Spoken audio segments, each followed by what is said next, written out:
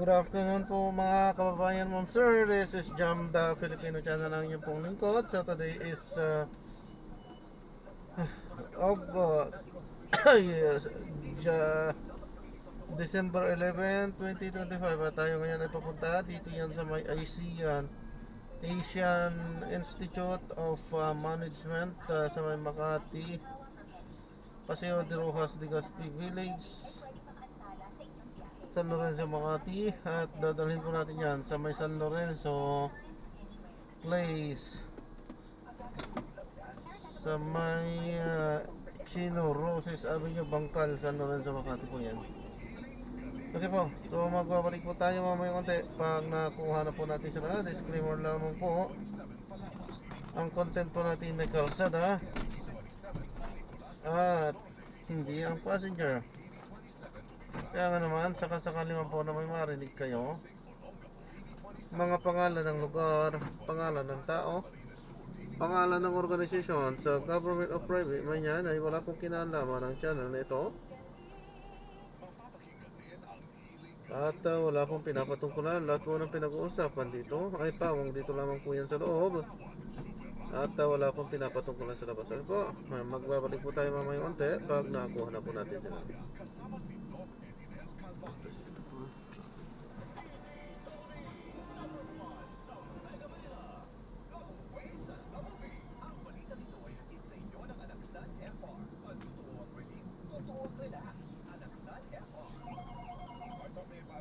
Nananawagan ng MMDA sa mga motorista na huwag uminom ng anak at mag-ingat sa pagmamaneho matapos silang nakapagdala ng mahigit 4 na buong aksidente sa Metro Manila sa loob lamang ko ng 4 na oras.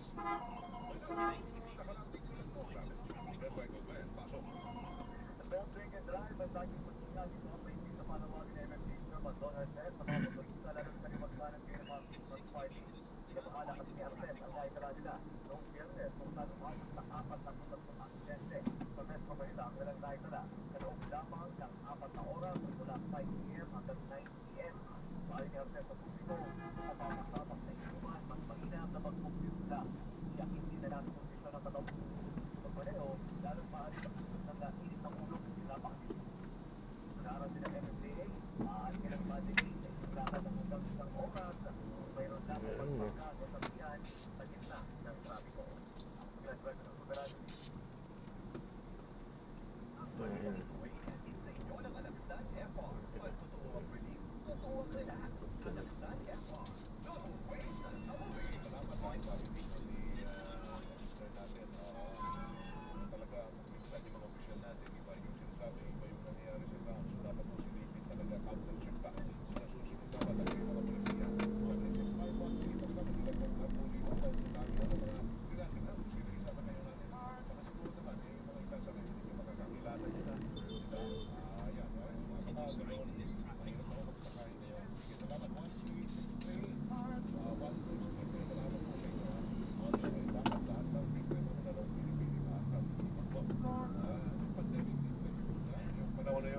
Bueno, salamat po ng marami at panahon natin ay bilang 14 na araw na lamang Pasko na 40 days to go. Salamat po sa kanan ng aking partner Rebolito Wenaweg sa Pasyon. Ako po Rebolito Wenaweg sa Labrenya. Bukas nito tayo sa Double Weng sa Double D alas 4. So ingat sa pagmamaneho mga kapuso. Tandaan, labanan ng fake news. Dapat totoo. Isang layer. Double Weng sa Double D. Kasama sina Weng Salvacion at Weng de la Peña. Number 1 sa Mega Manila.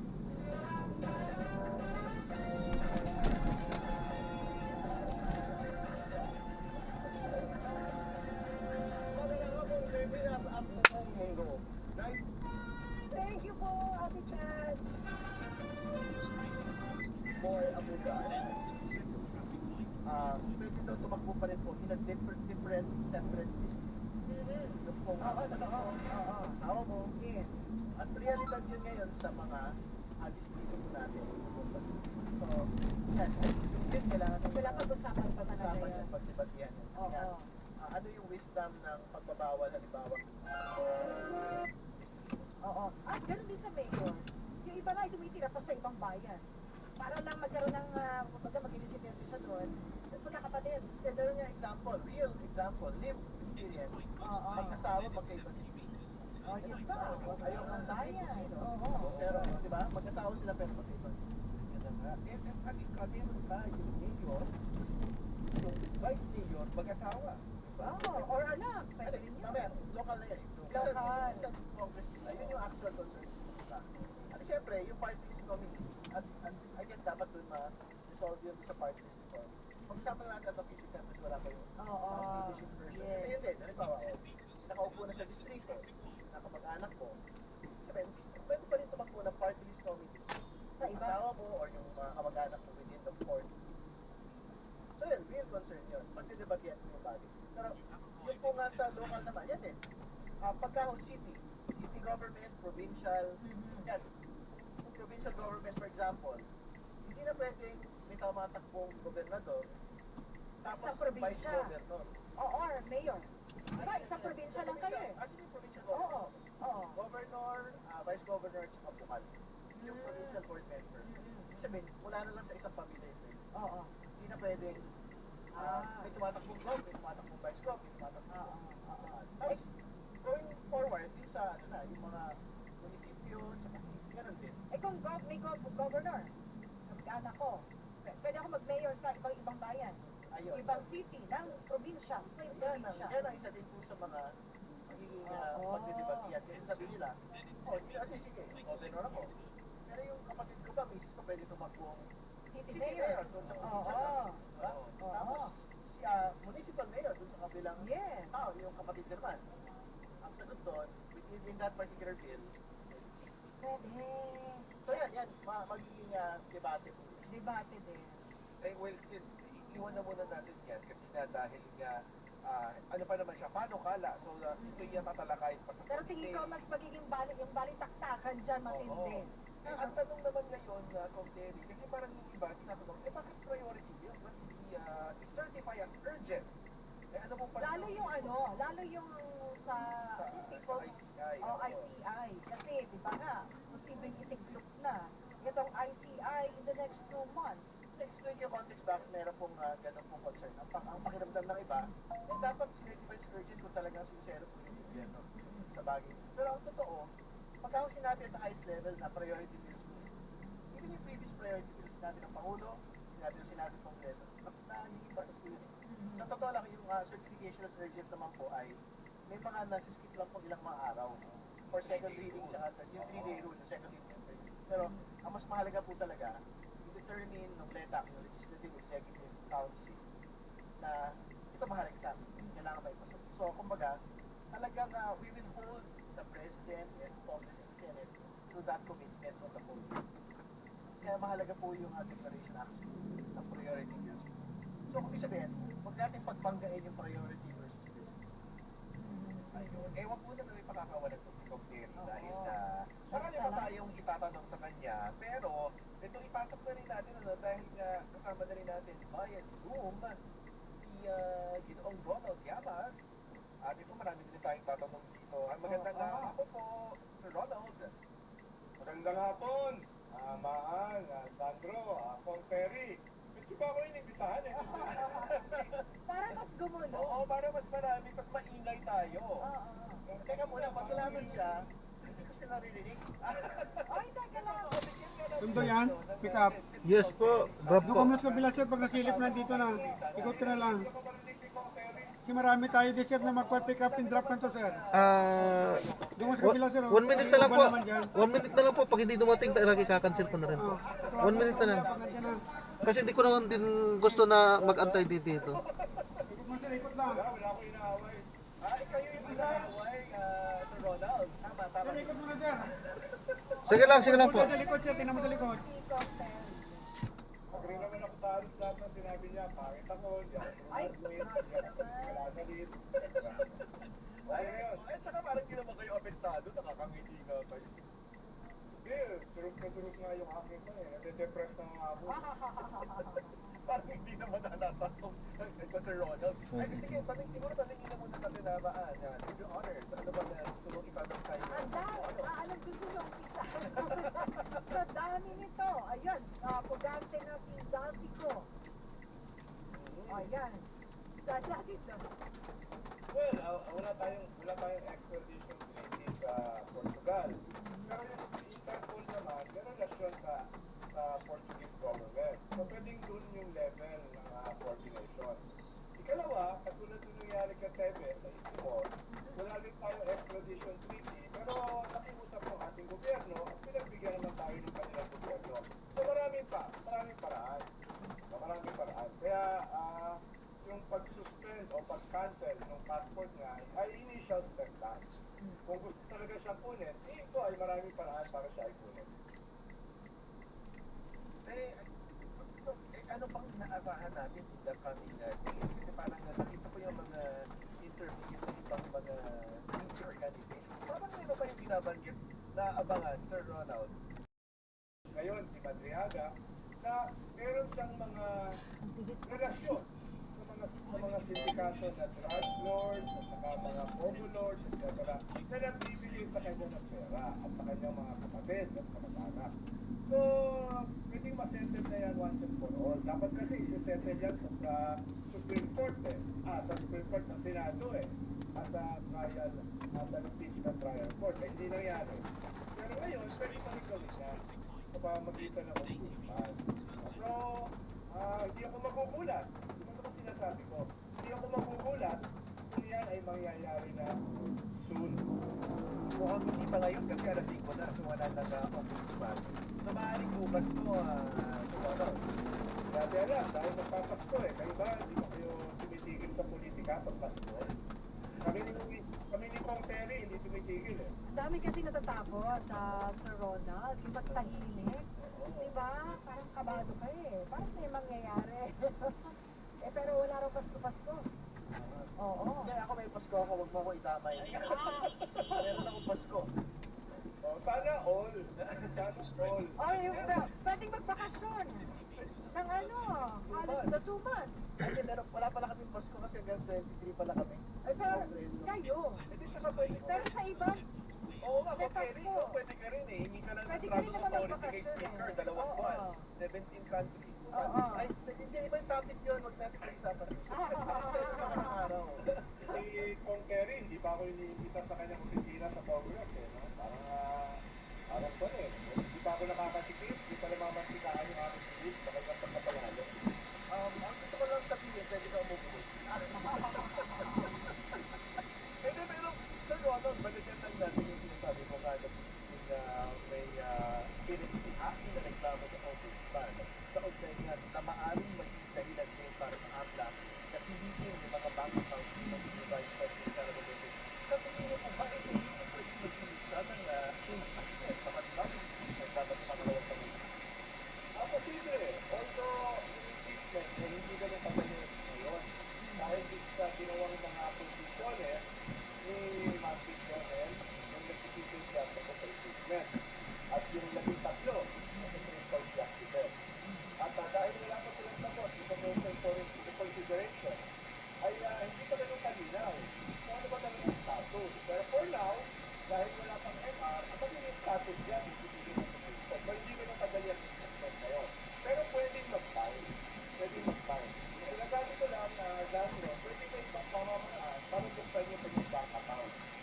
Hindi siya matatanggal sa posisyon at vice president dahil isabot siya, pero pwedeng makita kung totoo ba yung mga sinasabi ng mga politiko niya, including Senator Trillanes, ngayon, yung President Madriaga, na talagang tumatanggap siya ng pera dito sa mga drug lords, sa mga pogo lords, at iba-iba pang lords. Sabihin, Sir Ronald, dahil ito rin yung naman, kung ka kami nakamali ito yung naman ng Constitution ng Korte Suprema, dahil daw yung dumaan sa ombudsman, kumaaari sa itong pagkakataon ito ay dadaan na sa ombudsman at doon magsisimula. Pero sabi nila, pwede ito mausisi dahil pwede buksan na lang muna yung mga bank accounts sa pangalawang Pangulo. Yes, dahil medyo komplikado pa kasi impeachment. Pero so far, yung mga lumalabas na initial, indicative evidence na sinasabi ni Madriaga, parang hindi naman siya malayo sa ginawa ng Kongreso na report ni Macrasco. At hindi rin siya malayo, dito yung pagkasuno ni Senator Trillanes, kung siya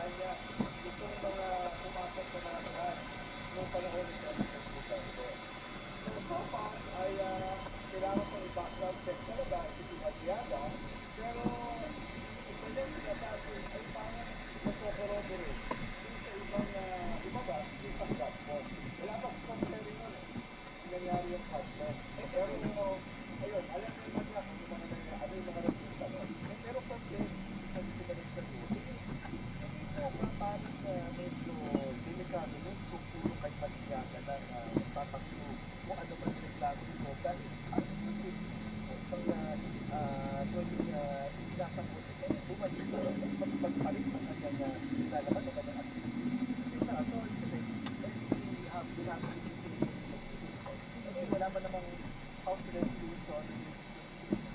So, antayin na lang po natin kung meron mag-sign. Pero, last year magka-social media pa rin natin. So, I guess kailangan pa kong antabayaran pa kung mag-sign pa mga bigay. Tulad ng sinabi ko, Sandro, parang hindi ka pa lang siya. Hindi pa talaga siya kapitayan. Pero, parang consistent ka sa mga sinasabi nila. Kaya, consistent ka sa sinasabi na Quadro, sinasabi ng Senator Gilanes, etc. Parang ngayon. Pero hindi pa siya siya. Pero, o sa kasunod, at compare sa mahal, the first case na Sara pa lang, paano kung yung Congressman Paolo Duterte, meron doon. At napansin pa ng RUTV at meron din ICC, dati Pangulo Duterte. So parang Arthur Duterte, parang push to the wall. Well, baka matagal na silang nasa wall. No? Hindi naman bago. Tapos, dalawa, pag simula yung trial, yung assistant tayo sa ICC, mas marami pang lalabas. I'm sure of that. Marami kasi, siguro 98% ebidensya, 91%.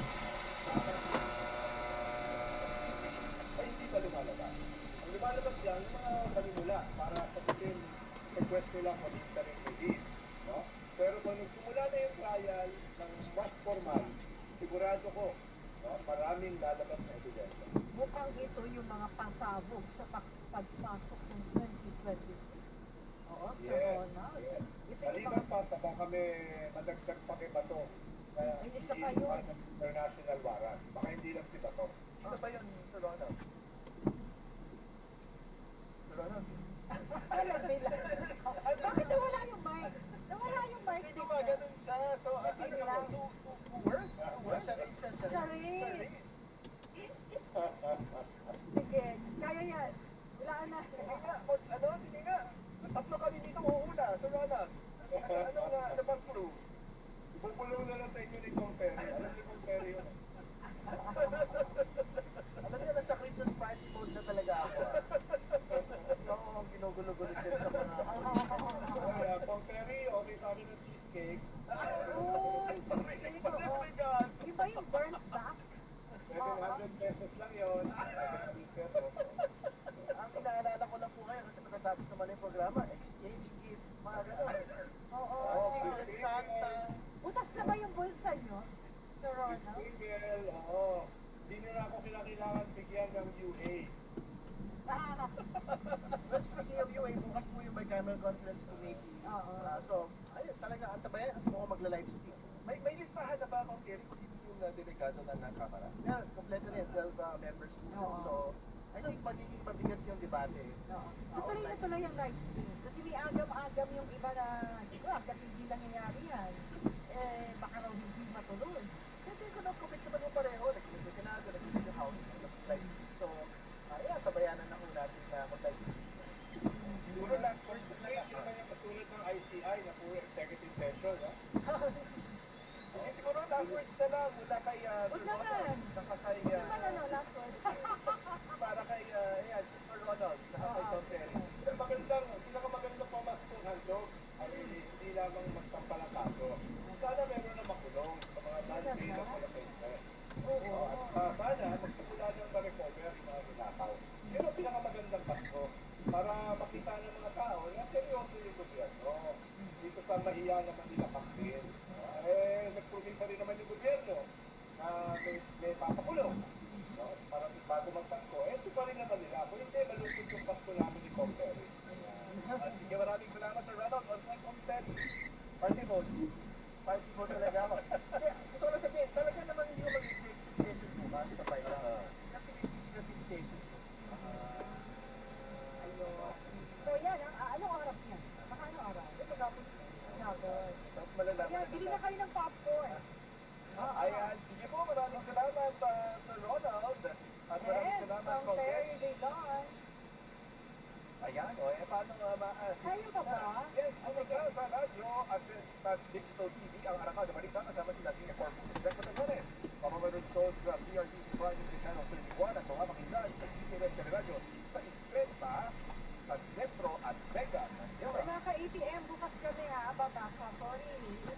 Mapapanood naman ang isang project kasama sina Tony Velasquez at Rita Lazo sa DZMM Teleradio Cable Channel, DZMM Teleradio YouTube Channel at DZMM Facebook page. Bye!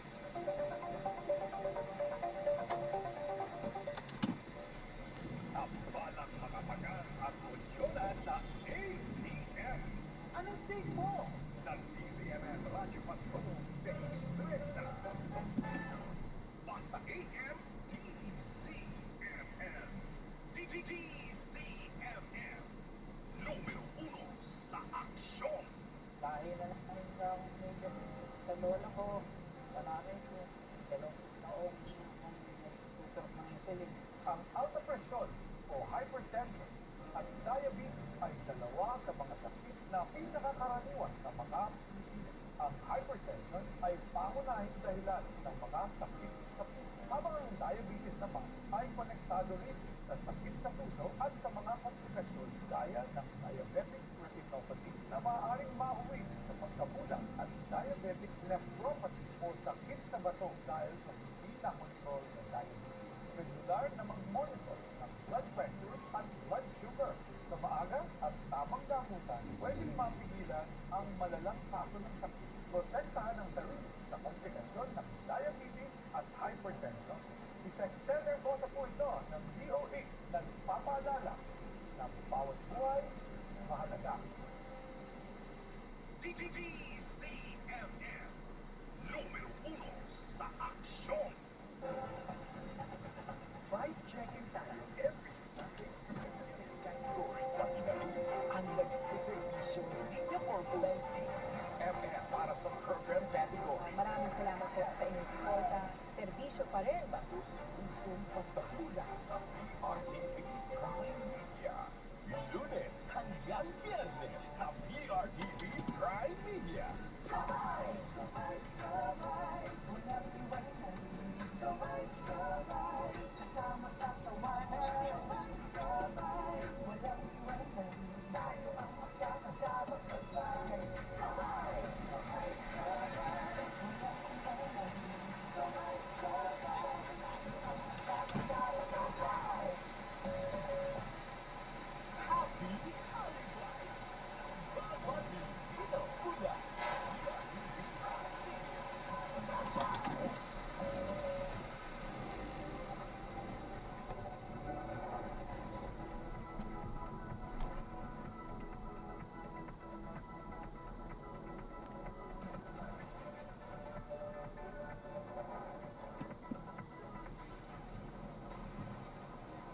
Mga karangkada, live traffic update muna tayo mula sa MMDA Metro Base. Isang maulang hapon nga pala mga karangkada, no? Medyo uulan-ulan dito sa Quezon City. Unahin natin ang traffic situation dyan sa may EDSA Show. Ang nakikita nyo sa inyong mga silita kanang bahagi ng inyong mga telebisyon, yan yung northbound lane ng EDSA Show. At nakita nga natin na mabagal ang usad ng mga sakyan na nanggagaling dun sa EDSA Show Tunnel na nanggagaling ng Makati, nanggagaling ng Pasay, nanggaling ng Mandaluyong at papasok ng Quezon City. May malaking mall din kasi dyan, kaya nagkakaroon ngayon ng congestion sa area na iyan. O yung nakikita nating problema kahit yung sa service road ay sa ngayon ay bumper to bumper din ang traffic. Kaya kung kayo ay papunta ng Quezon City, papunta ng San Juan, kung maiwasan nyo ang EDSA Show sa mga oras na ito ay umiwas na kayo. Ngayon, sa left side ng inyong mga screens, yan yung southbound lane ng EDSA Show. So yan naman yung galing ng Quezon City at papunta ng Mandaluyong, papunta ng Makati at nakita din natin na mabagal at daloy ng mga sasakyan habang papalapit kayo dyan sa may EDSA Show Tunnel. December 11, 2025, Huwebes.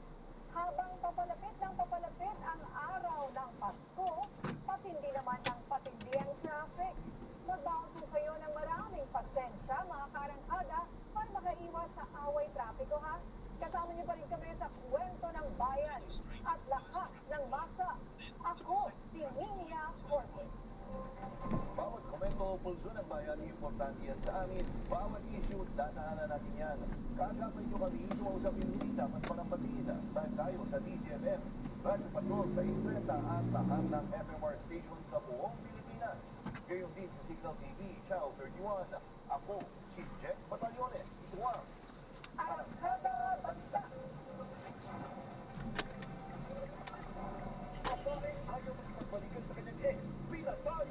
Extra suspect, inaming ni Narcillo at sinasnak ang biktima. Dead on the spot ang isang abogado sa Mananampang sa Mandaue City. Ilang barangay official sa Iloilo, inireklamo ng DSWD dahil sa ibinusawang ng payout para sa AIS beneficiaries. DOTR, nanawagan gamitin ng mga pampublikong transportasyon ngayong matindi ang traffic dahil sa holiday season. Ina Raimundo, pasabog sa kanyang 50th birthday photoshoot. Pasintabi po sa mga nagkakasunan. Inatang ni Martillo at pinagsasasaksak ng dati niyang kasintahan ang isang babae sa Cebu City matapos itong tumangging makipagbalikan sa suspect. May umaarasad ang balita si Clark Pasuit. Wala ng buhay ng matagpuan sa kanyang inuupahang boarding house ng isang babae sa Barangay Carreta, Cebu City kaninang madaling araw. Kinilala ang biktimang si Percy Paculaba, isang single mom. Ang itinuturong suspect sa pagpatay, ang dati nitong kasintahan na si alias Grace. Ayon sa kapatid ng biktima, kakahiwalay lang ng suspect at biktima kagabi. Nagdala umano ito ng bulaklak para makapagbalikan pero hindi pumayag ang biktima at nauwi sa pagtatalo. Madaling araw nang makarinig sila ng komosyon sa inuupahang kwarto ng biktima. Akala nila normal na pag-aaway lang ito. Makalipas ang ilang sandali ay inakyat na nila ang kwarto at doon na nila natagpuan ang dugoang bangkay ng biktima. Kaya agad nila itong inireport sa mga otoridad. Wala nang buhay ang biktima nang dumating ang rescue team. Duguan ang ulo nito at may saksaka. Agad naman ay kinasa ang hot pursuit operation. Ngunit kusa namang sumuko sa Mabolo Police Station ang suspect.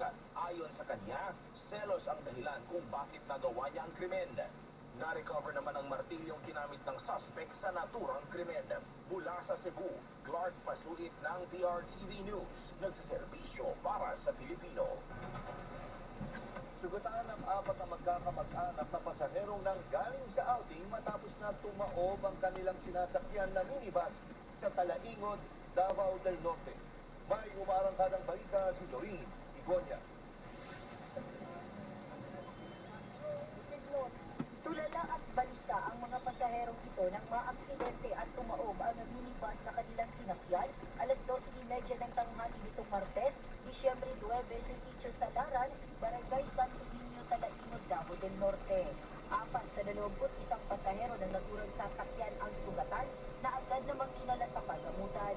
Pabalik na sana sa Bisig City, Rio del Sur ang mga pasahero na nagpag-alamang magkakamag-anak at galing sa outing.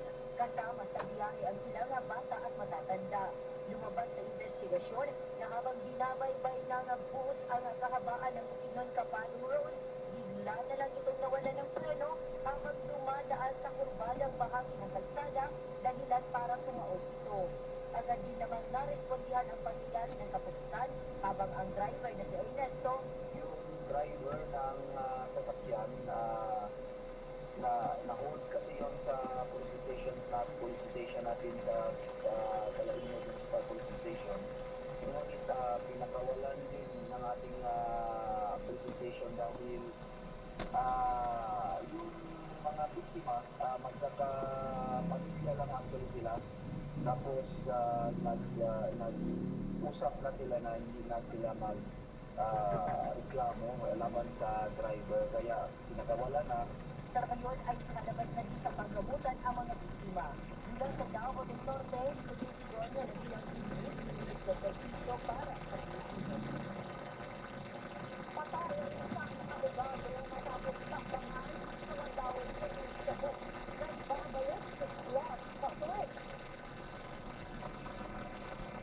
Naulanan ng bala ang SUV ng isang CPA lawyer sa Patrick Road, Barangay Pagilid, Mandaue City, kaninang umaga. Inilala ng Mandaue City Police Office ang biktima ay si Attorney Duke Ramil Peral Lingunia, isang CPA lawyer. Papunta na sa kanyang opisina ang biktima ng sambangan ng dalawang suspect na nakasakay ng motorsiklo. Na-recover sa crime scene ang 11 basyo ng bala ng baril. Dead on the spot ang biktima matapos magtamo ng tama ng bala sa iba't ibang bahagi ng katawan at puso. Patuloy pang investigasyon ng mga otoridad ay hindi ng parangalap ng ebidensya maging CCTV footage upang malaman ang pagkakakilanlan ng mga salarin. Mula sa Cebu, March, patuit ng PRTV News. Nagsiservisyo para sa Pilipino. Itinuturing ng Sandigan Bayan 5th Division na isang pugante si dating Congressman Zaldico. Ito'y kasabay ng pagbasura ng korte sa hirit na pag-isahin ang graft and malversation cases ng dating mambabatas kasama ang mga opisyal ng DPWH at SunWest Corporation. May kaugnayan ito sa maanumalyang flood control project sa Oriental Mindoro. Ayon sa anti-graft court, maaaring madelay ang mga paglilinis, maging komplikado ang mga issue at maharap ang mga akusado sa mga walang kinalamang testimonya kung pagbibigyan ang consolidation. Samantala, sinabi ni DILG Secretary John Vic Remulla na nakikipag-coordinate na sila sa Portugal matapos kansalahin ang pasaporte ng dating mambabatas. Binueltahan ng Independent Commission for Infrastructure ang pahayag ni Davao Representative Paulo Duterte na hindi siya sa cloud ng investigating body. Inimbitahan naman ng ICI ang isang dating DPWH official na humarap sa pagdinig sa Lunes.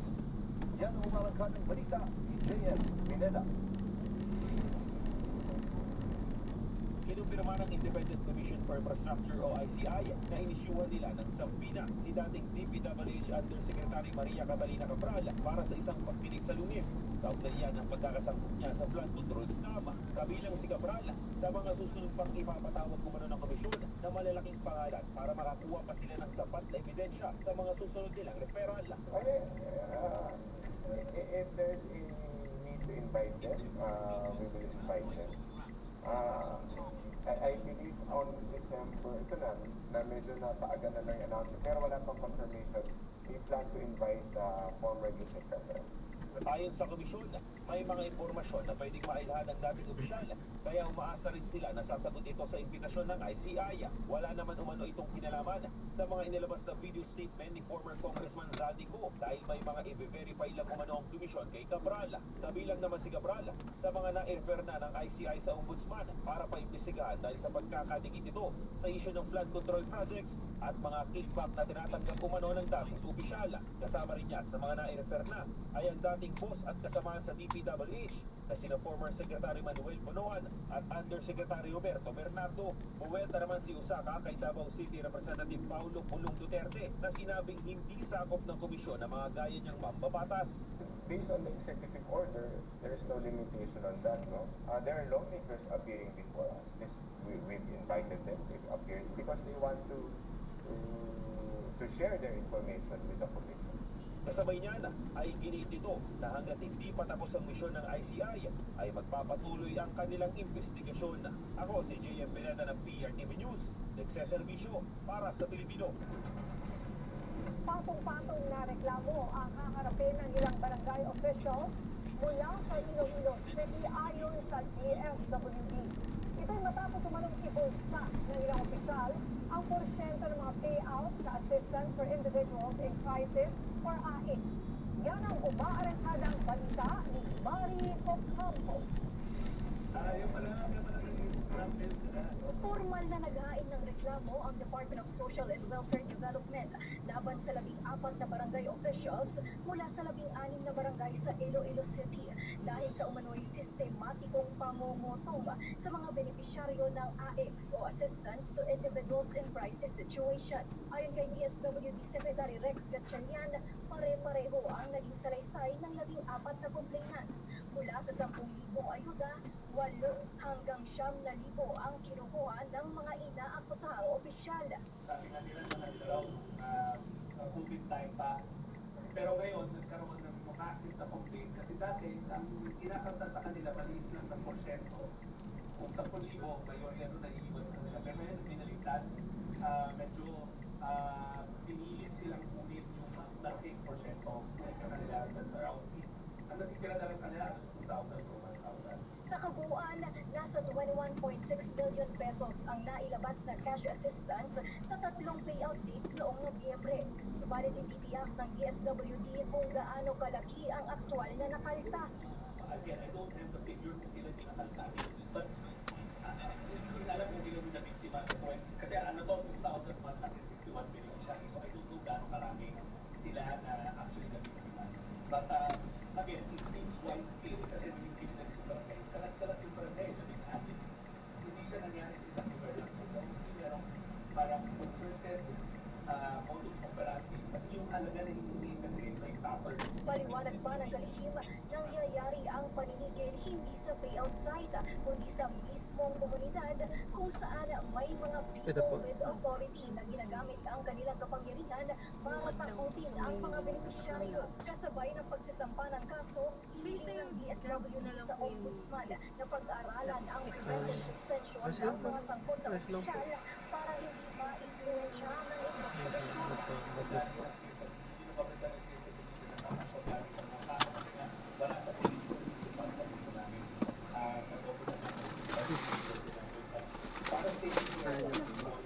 Mabigat.